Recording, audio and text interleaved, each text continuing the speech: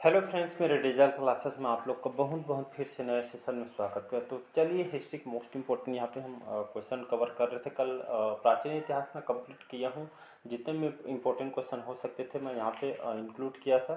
तो चलिए, हम कुछ बचे हुए हिस्ट्री क्वेश्चन थे, इसको हम कंप्लीट करेंगे। फिर कल से हम नया चैप्टर स्टार्ट करेंगे। पिछले क्लासेस को प्लीज़ रिवाइज करते चलिए।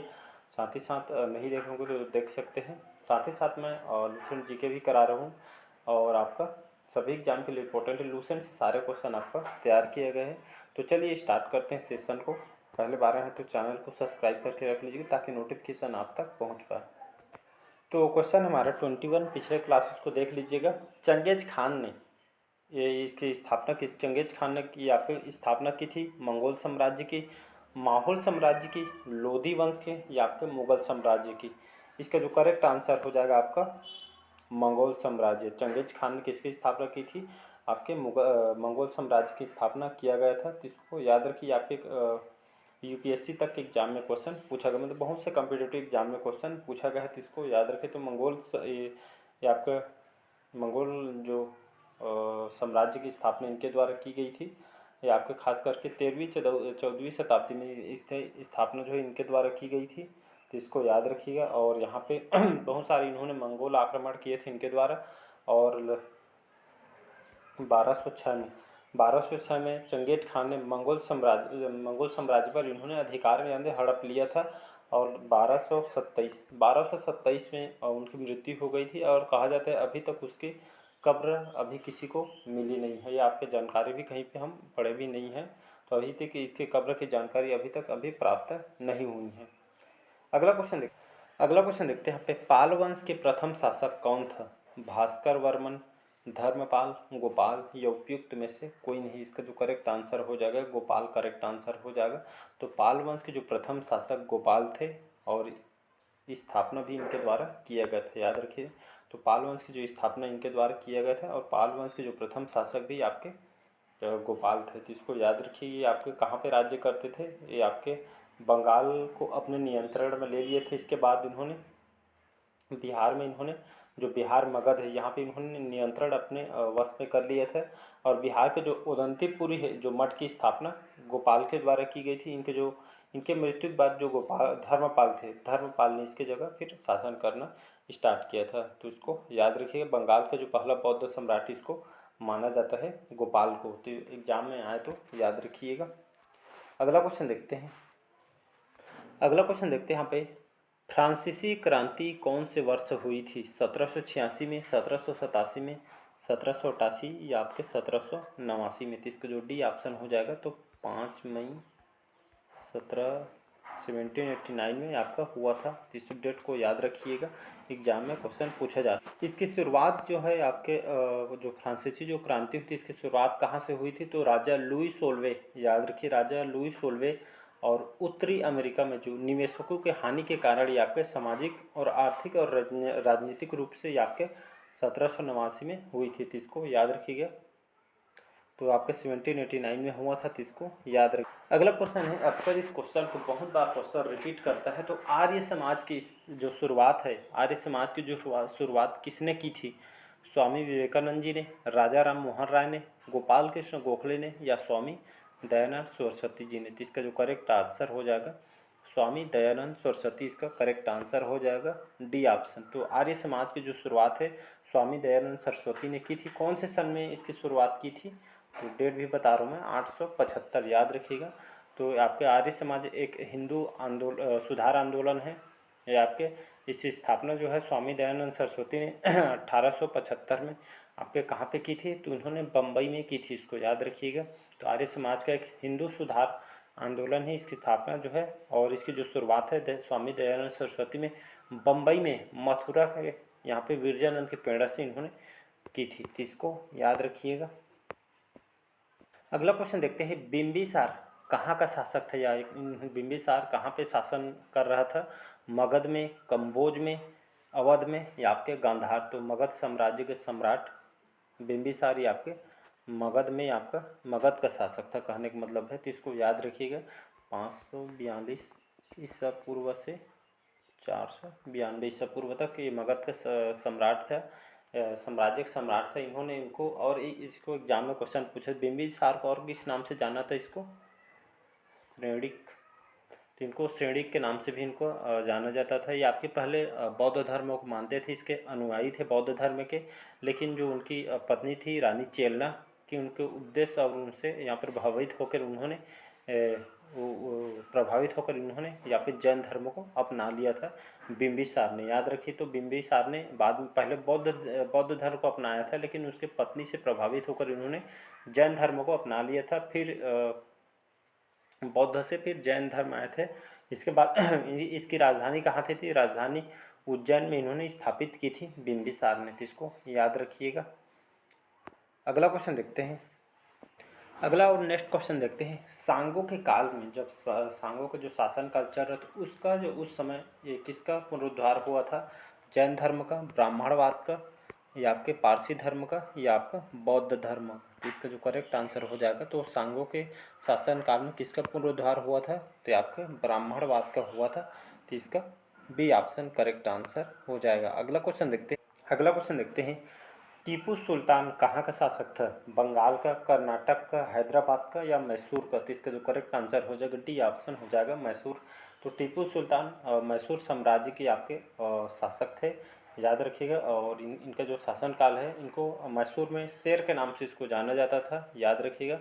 1782 में, 1782 से 1799 तक इन्होंने शासन किया था। और यहाँ पे लोहे के जो आविष्कार, आवरण वाले जो रॉकेट का विस्तार इन्होंने किया था। और ये आपके इनको जो मैसूर में इनको शेर के नाम से इनको जाना जाता था, तो इसको याद रखिएगा।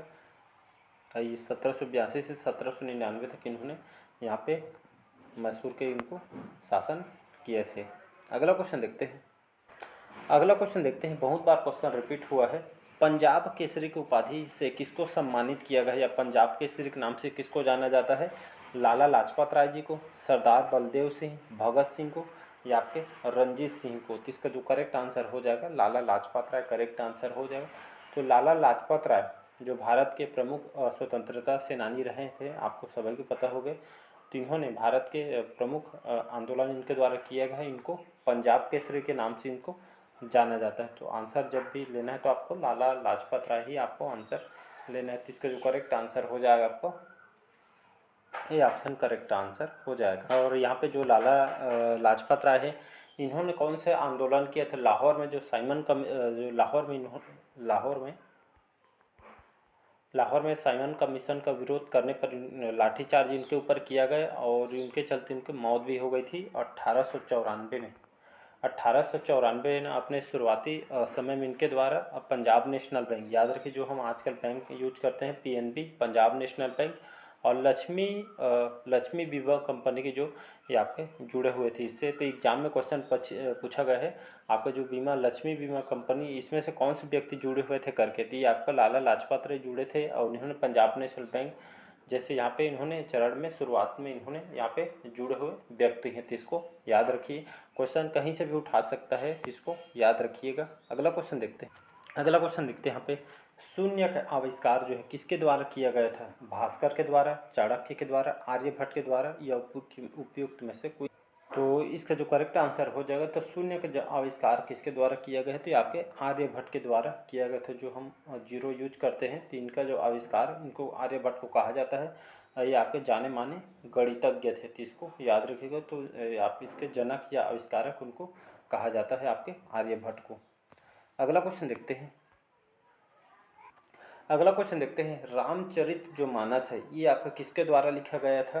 तुलसीदास, कालिदास, कबीर, या आपके रविदास? तो गोस्वामी तुलसीदास इसका करेक्ट आंसर हो जाएगा।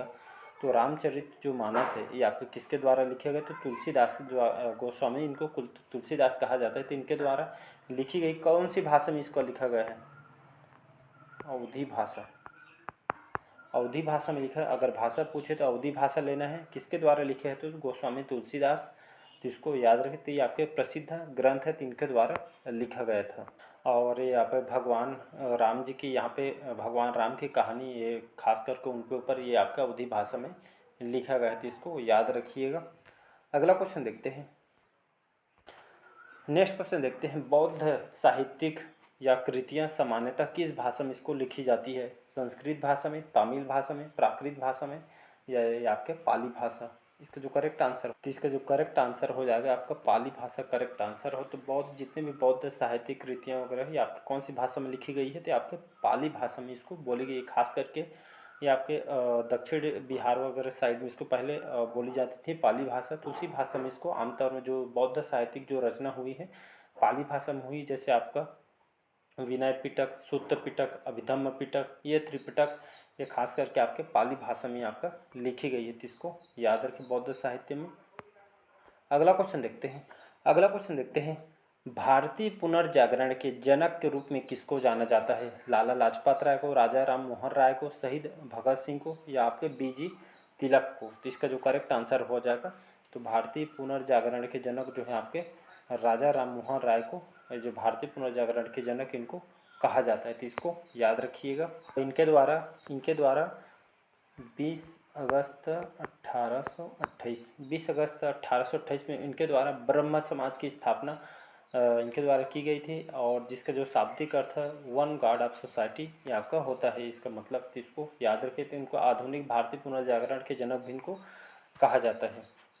अगला क्वेश्चन देखते हैं यंग बंगाल आंदोलन के नेता कौन थे? द्वारकानाथ टैगोर या आपके चंद्रशेखर देव या ईश्वर चंद्र विद्यासागर या आपके हेनरी विवियन डेरोजियो? तो इसका जो करेक्ट आंसर हो जाएगा डी ऑप्शन करेक्ट आंसर हो जाएगा। तो युवा बंगाल आंदोलन के जो नेता या एक तरह से जो प्रेरणादायी या प्रेरक युवा एंग्लो इंडियन के जो हेनरी विवियन जो डेरोजियो थे इस आंदोलन के प्रमुख नेता थे। तो इसको याद रखिएगा, इससे प्रेरक के रूप में इन्होंने काम किया था युवा को। अगला क्वेश्चन देखते हैं वेदों में सभी सत्य समाहित है किसकी, इनकी जो व्याख्या किसके द्वारा की गई थी? स्वामी विवेकानंद, स्वामी दयानंद, राजा राम मोहन राय या उपयुक्त में से कोई नहीं? इसका जो करेक्ट आंसर हो जाएगा स्वामी दयानंद। वेदों में सभी सत्य है ये आपके जो व्याख्या है इसकी व्याख्या स्वामी दयानंद ने की थी। तो इसको याद रखिएगा। अगला क्वेश्चन देखते हैं प्रथम बौद्ध परिषद किसके शासनकाल में इसको आयोजन किया गया था? इसका आयोजन की गई थी अजातशत्रु, बिंबिसार, अशोक या आपके कनिष्क में? तो इसका जो करेक्ट आंसर हो जाएगा अजातशत्रु के शासनकाल में ये ऑप्शन। तो प्रथम बौद्ध परिषद ये आपके किसके शासनकाल में इसका आयोजन किया गया था? तो अजातशत्रु के शासनकाल के दौरान लगभग 483 ईसा पूर्व में राजगीर में जो आपका जो सट्टा पानी एक गुफा है तो यहाँ पे पहली बौद्ध परिषद का आयोजन किया गया था। इसकी अध्यक्षता किसने की थी? अध्यक्षता या आपके महाकश्यप। तो महाकश्यप के ने इसकी अध्यक्षता की थी। मतलब ये आपके बुद्ध के शिक्षाओं को यहाँ पे शिष्यों के नियम वगैरह के बारे में इसका उद्देश्य है इसका आयोजन किया गया था, जिसकी अध्यक्षता महाकश्यप ने की थी। किसके शासनकाल में? तो अजातशत्रु के शासनकाल में इसका आयोजन किया गया था। तो इसको याद रखिएगा, इम्पोर्टेंट क्वेश्चन है। तो चलिए आज के सेशन यहीं तक रखते हैं, बाकी जो क्वेश्चन हम अगले पार्ट में करेंगे। तो आज कमेंट करके ज़रूर बताइएगा आपका स्कोर कितना बना, और अच्छा लगे चैनल को लाइक शेयर सब्सक्राइब कीजिएगा।